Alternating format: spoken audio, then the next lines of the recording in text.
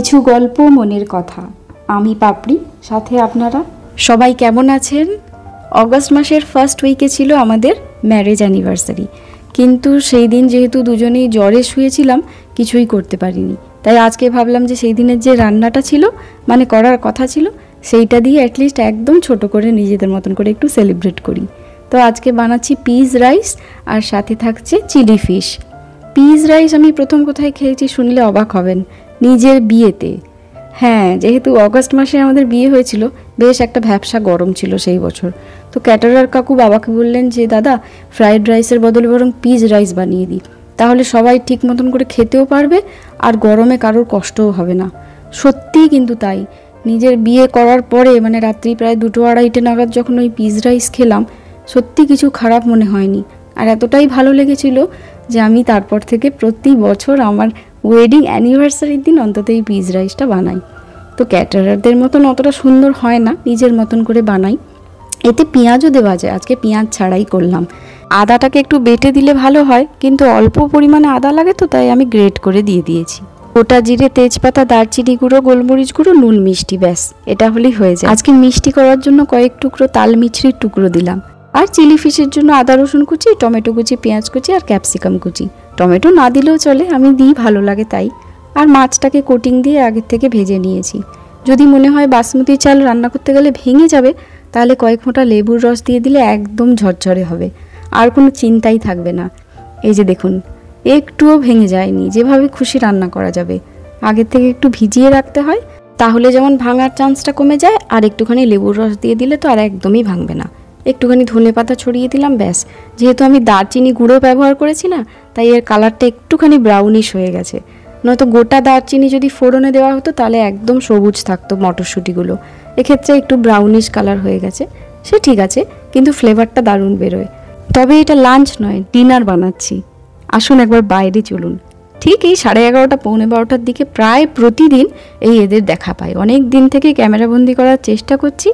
এদের নাম হচ্ছে হোয়াইট ইম্পেরিয়াল পিজন। এরা হচ্ছে 3-pied ইম্পেরিয়াল পিজন গ্রুপের অন্তর্ভুক্ত। মানে এটা আমি পরে গুগল সার্চ করে পেয়েছি। প্রথম দিন দেখে তো আমি একেবারে অবাক হয়ে গেছিলাম। একসাথে প্রায় 15-16টা পাখি, আর এরকম দুধের মতন সাদা। এই যে দেখুন, এদের পুরো ফ্যামিলি আসে, একসাথে এরা আসে। লেজের দিকটা আর পাখনার একদম নিচের দিকটা এরকম গ্রে কালারের, মানে ব্ল্যাক বা গ্রে বলা যায়।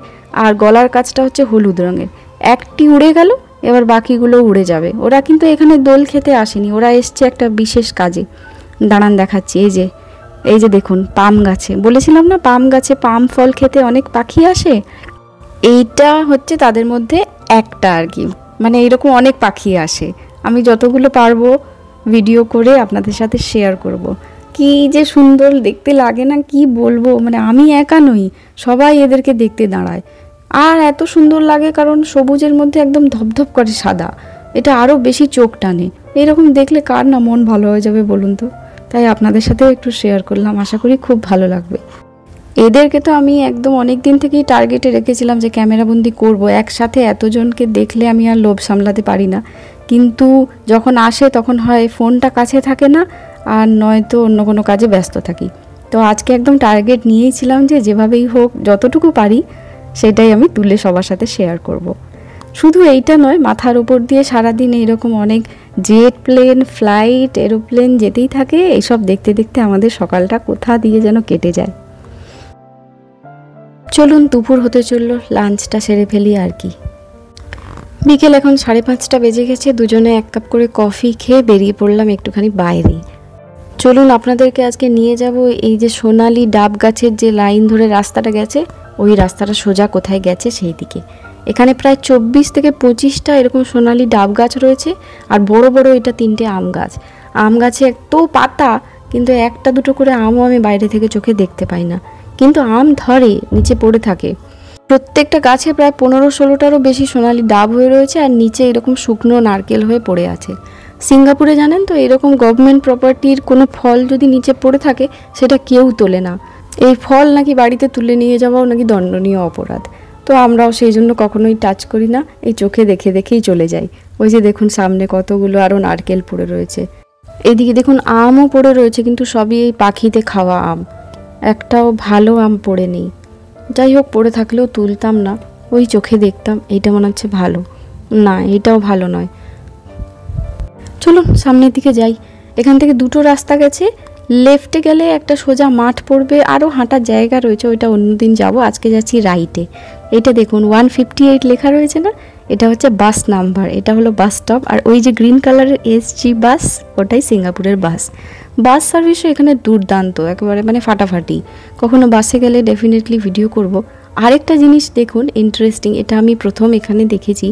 এইখানে বাটনটা টিপলে রেড হয়ে জ্বললো, আর সামনে দেখুন ওই যে রেড কালারের লাইটটা জ্বলছে, মানে ওটা এখন আমি রোড ক্রস করতে পারবো না। এই যে গ্রিন হয়েছে, এবারে আমরা রোডটা ক্রস করব। ওটা যতক্ষণ রেড থাকবে আপনাকে ওয়েট করতে হবে। আবার টাইমিংসও দেখায়, মানে কতক্ষণ এটা গ্রিন থাকবে। ধরুন 25 সেকেন্ড, তাহলে আপনাকে 25 সেকেন্ডের মধ্যে রোডটা ক্রস করে যেতে হবে। আবার অনেক সময় কি হয়, রেডটা থাকাকালীনও দেখায় যে কতক্ষণের মধ্যে ওটা গ্রিন হতে চলেছে। এইখানে দেখুন, এই প্রথম দেখছি এই মাঠে কেউ ফুটবল খেলছে। বাহ, সব খেলার সেরা বাঙালির তুমি ফুটবল, কিন্তু এখানে কেউ বাঙালি নেই। বাস্কেটবলের গ্রাউন্ড যত বেশি আছে, ফুটবল খেলার মাঠ ততই কম। চলুন এই এরিয়াটা একবার দেখিয়ে দিই। গাছে গাছে একদম ভরে রয়েছে, সব বড় বড় গাছ। ট্রাফিক রুল এখানে কাউকে আমি কখনো ভাঙতে দেখিনি, কেউ ভাঙে না। এই রাস্তাটা দেখে আমার খড়গপুর আইআইটির কথা মনে পড়ে যাচ্ছে, ওখানে রাস্তাগুলোও কিন্তু এইরকমই। চলুন চলে এসেছি আমরা পার্কে। এটা আমাদের বাড়ির থেকে একটু দূরে। আর এই যে ব্যাংকটাকে দেখুন, এত বড় পার্ক দেখে কি আনন্দে না লাফাচ্ছে। এই পার্কটায় আমরা প্রথমবার এলাম, একেবারে সন্ধে নামেনি, কিন্তু এত গাছ দেখে মনে হচ্ছে এই সন্ধে নেমে গেল বলে। বাড়ির কাছের প্লেগ্রাউন্ডগুলোয় খেলে খেলে আইভি একদম হ্যাবিচুয়েটেড হয়ে গেছে, কিন্তু এখানেরটা একটু আলাদা রকম, তাই ও একটু বাবার হেল্প নিচ্ছে। একা একা উঠছে না, আবার খুব সাবধানে কি না। আর বাবাকে বলছে ধরো আমাকে, আমি যদি পড়ে যাই। নতুন জায়গা, 2-4 বার খেলে তারপরে নিজে নিজে উঠবে। দেখছেন গাছ কীরকম। এখানের এই স্লাইডগুলো একটু আলাদা রকম করা রয়েছে দেখছি, একটু বেশি চওড়া। কিন্তু পার্কে না একটু বেশি বাচ্চা কাচ্চা না এলে ঠিক ভালো লাগে না। আইভি আজকে সবগুলো নতুন পেয়েছে তো, ওই দেখুন সব কটায় ওর বাবার হাত ছাড়েনি। কিন্তু ওকে বলা হচ্ছে তুমি যাও, পড়বে না, কিন্তু না, ও 2-4 বার যতক্ষণ না প্র্যাকটিস করে নিচ্ছে ততক্ষণ কিন্তু ছাড়বে না। আজকে ওর বাবা আছে তাই বাবাকে ধরছে, নয়তো তো আমি রয়েইছি। তবে একদিক থেকে নিশ্চিন্ত যে এখানে সেরকমভাবে মশা থাকে না, কিন্তু মশা না থাকলেও এত গাছপালা তো ছোট ছোট পোকামাকড় কিন্তু থাকে। এই দিকটায় এত গাছ দেখুন, আর প্রচুর পাখির আওয়াজ আসছে। ওর খেলা হয়ে গেলে একবার ওইদিকে যাব। এখানে আসার পরে না এই কমলা রঙের যে ফুলের গাছগুলো, এগুলো আমি প্রায়ই দেখি। এগুলোর নামটাও আমি পরে সার্চ করে পেয়েছি, বৌহিনিয়া খকিয়ানা। কি অদ্ভুত নাম না। মালয়েশিয়ান একটা গাছ, আর এর পাতাগুলো খানিকটা তেজপাতা আর দারচিনি গাছের পাতার মতন। শুনেছি লবঙ্গ গাছের পাতাও নাকি ওই রকমই দেখতে হয়। আমি অবশ্য সামনে থেকে দেখিনি, ওই দারচিনি গাছ আর তেজপাতা গাছ এই দুটোই দেখেছি। সন্ধ্যের মুখে ও আবার ওইখানে খেলতে যেতে চাইছে, কিন্তু আমরা এবারে ওকে কৌশলে অন্যদিকে নিয়ে যাব, মানে এবারে বাড়ির রাস্তায়। অনেকক্ষণ খেলাধুলা করেছে, একদম ঘামে ভিজে গেছে, তাই আমি যা হোক কিছু বলে ওকে নিয়ে যাচ্ছি আর কি ওইদিকে, যে আমি দৌড়াচ্ছি, তুই আমাকে ধর পেছনে পেছনে। তো সেই হিসেবে ও আমাকে ধরছে। ওই যে দেখুন আবার ওইদিকে টার্ন নিচ্ছে, দিয়ে আমি সোজা বাড়ির পথ ধরলাম। তো পার্কে ঘুরতে ঘুরতে আমার মাথায় একটা ছোট্ট বুদ্ধি এলো। বুদ্ধি বলতে, আজ তো রান্নাটা করেছি স্পেসিফিক্যালি যে ম্যারেজ অ্যানিভার্সারির জন্য, কিন্তু বাড়িতে তো আর কেক টেক কেটে সেলিব্রেট হচ্ছে না। তো ভাবলাম যে আইভির বার্থডে 2টো ক্যান্ডেল রয়েছে, যেমন ভাবা ওই রকমই কাজ।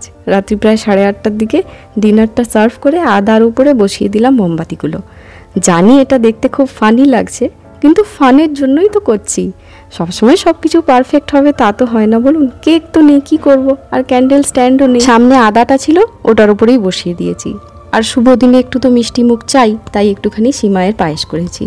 ব্যাস, আইভির খাওয়া হয়ে গেছে। কিন্তু এই ক্যান্ডেলসগুলো দেখে ও এক্ষুনি ছুটে আসবে, এসে ও নিজের বার্থডে সেলিব্রেট করবে এগুলোকে ব্লো আউট করে। চেরি টমেটোগুলো দিয়েছিলাম বলে না রঙটা খুব সুন্দর লাগছে, একদম টকটক করছে। আর শেষে দিয়েছিলাম তো, তাই একদম গলে যায়নি। ব্যাস, এবার হ্যাপি অ্যানিভার্সারি বলে ওই দুজনকে একটু খাইয়ে দেবো, ব্যাস। তারপরে বাকিটা আমরা নিজেরাই খেয়ে নেবো। এইভাবেই আমাদের ম্যারেজ অ্যানিভার্সারি সেলিব্রেট হয়। খেতেও বেশ টেস্টি হয়েছে। পিস রাইসের সাথে আলুর দম, চিকেন, পনির যা দেবেন তাই ভালো লাগে।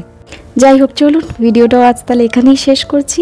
আজকের ব্লগটা কেমন লাগলো অবশ্যই কমেন্টসে জানাবেন। যদি ভালো লাগে একটা লাইক, পারলে শেয়ার করবেন। সবাই ভালো থাকুন, দেখা হচ্ছে খুব তাড়াতাড়ি নতুন একটা ভিডিওতে, অন্য কোনো পথে। অন্যরকম স্বাদে আজ আসি।